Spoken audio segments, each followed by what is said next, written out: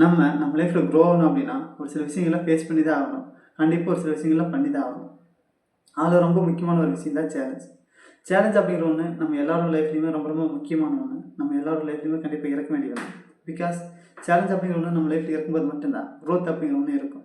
அப்படி சேலஞ்ச் அப்படிங்கிற ஒன்று நம்ம லைஃப்பில் இல்லைன்னா க்ரோத் அப்படிங்கிற ஒரு விஷயம் நம்ம லைஃப்பில் கண்டிப்பாக இருக்காது. ஜஸ்ட் இமேஜின், நம்ம பாடி ஃபிட்டாக வச்சுக்கணும்னு நினைக்கிறோம். அதுக்காக ஒரு 90 டேஸ் சேலஞ்ச் பண்ணுறோம். அந்த 90 டேஸை கன்சிஸ்டண்ட்டாக கரெக்டாக பண்ணி முடிச்சதுக்கப்புறமா நம்ம பாடியை பார்க்கும்போது அந்த 90 டேஸ்க்கு முன்னாடி இருந்த பாடிக்கும் 90 டேஸ்க்கு அப்புறம் இருக்கிற பாடிக்கும் ஒரு டிஃப்ரென்ஸ் இருக்கும், ஒரு இம்ப்ரூவ்மெண்ட் இருக்கும். இதே தான் நம்ம லைஃப்பில் மற்ற எல்லா விஷயத்துக்குமே. நம்ம ஒரு விஷயத்த பண்ணணும்னு சொல்லிட்டு கோல் செட் பண்ணிவிட்டு அதை சேலஞ்சை எடுத்துக்கிட்டு அதை பண்ண ஸ்டார்ட் பண்ணுறப்போ நம்ம லைஃப் ஒரு ஸ்டேஜில் இருக்கும். அதை கண்டிப்பாக அது பண்ணி முடிக்கும்போது ஒரு ஸ்டேஜில் இருக்கும். அது ரொம்ப பெரிய டிஃப்ரென்ஸாக தான் இருக்கும், பெரிய க்ரோத்தாக தான் இருக்கணும் அப்படின்னு சொல்லிட்டு அவசியமே இல்லை. அது ஒரு சின்ன க்ரோத்தாக இருந்தாலும் பரவாயில்ல, லைஃப்பில் ஒரு ஸ்டெப் மேலே போயிருந்தாலும் பரவாயில்ல, அது க்ரோத்து தான். அதவே நீங்கள் கண்டினியூஸாக பண்ணும்போது கண்டிப்பாக ஒரு பெரிய க்ரோத் இருக்கும்.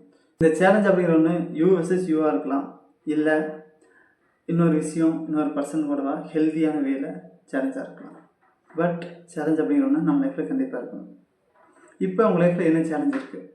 ஒருவேளை சேலஞ்ச் இல்லைன்னா இந்த வீடியோ பார்த்ததுக்கப்புறமா நீங்கள் எந்த ஒரு விஷயத்தை சேலஞ்ச் எடுத்துகிட்டு பண்ணலான் இருக்கீங்க அப்படிங்கிறது கமெண்ட் செக்ஷன் சொல்லுங்கள். என் பெற்ற இன்பம் பெருக வையகம்.